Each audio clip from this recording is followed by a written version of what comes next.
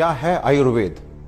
आपके किचन में रखे हुए कुछ गरम मसाले, या धोती कुर्ता और तिलक लगाकर पेड़ के नीचे दवाइयां बांटता हुआ कोई झोला छाप डॉक्टर, या आयुर्वेद के नाम पे सड़क के किनारे तंबू लगाकर दवाइयां बांटता हुआ एक पाखंडी, या बिना रिसर्च के लिखी गई कोई देहाती किताब?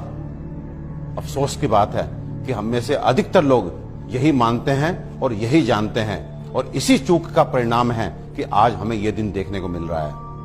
और साथ ही मैं आपको सचेत कर देना चाहता हूं कि अगर अब भी हम ना सुधरे, हम आयुर्वेद को नहीं जाने, नहीं पहचाने, तो मुझे नहीं मालूम कि आयुर्वेद का क्या होगा, लेकिन मानव जाति का पतन तो मैं निश्चित रूप से देख रहा हूं। और जो लोग मेरी इस बात से इत्तेफाक नहीं रखते, वो अपनी क्वालिटी ऑफ हेल्थ और क्वांटम ऑफ लाइफ को कंसिडर करें। साधनों के अभाव में हमारे बड़ों में से अधिकतर लोग 100 वर्ष की आयु तक पहुंचते थे। ये वो आयु है जिसकी आज हम साधन संपन्न होने के बावजूद भी कल्पना तक नहीं करते।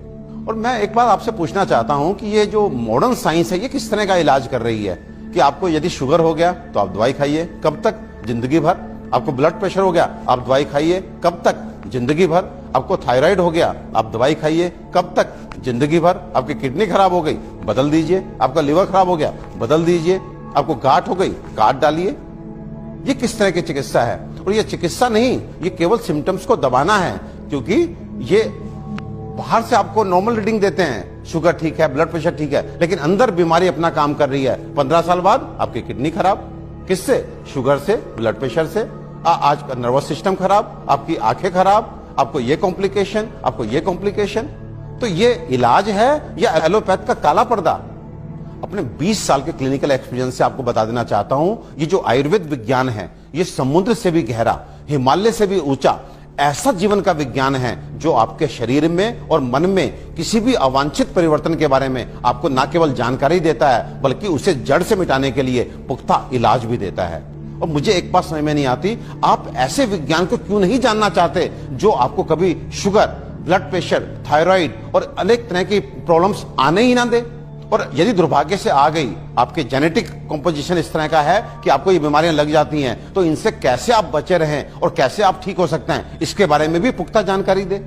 मित्रों, आयुर्वेद सबसे पहले स्वस्थ स्वास्थ्य रक्षण के लिए आपको ऋतुओं के हिसाब से आपको क्या खाना चाहिए, क्या पीना चाहिए, किस तरह की जीवनचर्या आपकी होनी चाहिए, ये सब सिखाता है। और उसके बाद अनफॉर्चुनेटली यदि आप बीमार पड़ते हैं, तो यहाँ पर लाखों दवाओं का वर्णन है, जिसमें आपकी काष्ठ औषधियां यानी कि जड़ी बूटियों से बनी औषधियां, आपके मिनरल्स यानी कि खनिजों से बनी औषधियां, रस औषधियां, इतनी सारी औषधियों का वर्णन है जो आपके उन बीमारियों के लिए भी आपको इलाज देती हैं, जिसमें आज का मॉडर्न साइंस जो है अपने हाथ खड़ा कर देता है। आज फैली किसी भी विषाणु जनित बीमारी के लिए वेंटिलेटर्स का इंतजाम मॉडर्न साइंस करता है। केवल किस लिए?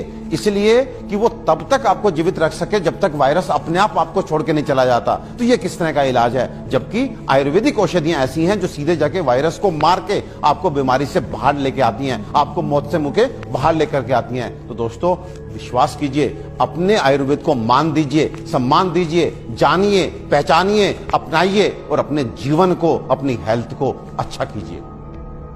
आयुर्वेद का इलाज ना तो धीमा है और ना ही लंबा, बल्कि यह रोगों को जड़ से खत्म करता है। आधुनिक सर्जरी दुनिया को आयुर्वेद की ही देन है। आचार्य सुश्रुत को सारा संसार निर्विवादित रूप से शल्य चिकित्सा का जनक मानता है। आयुर्वेद में उन बीमारियों की भी सफल चिकित्सा हो सकती है जिन्हें आधुनिक चिकित्सा विज्ञान लाइलाज मानकर आजीवन रोगी को दवाएं खिलाता रहता है। आयुर्वेद आपके और आपके बच्चों के लिए सुरक्षित है। आयुर्वेद अपनाएं।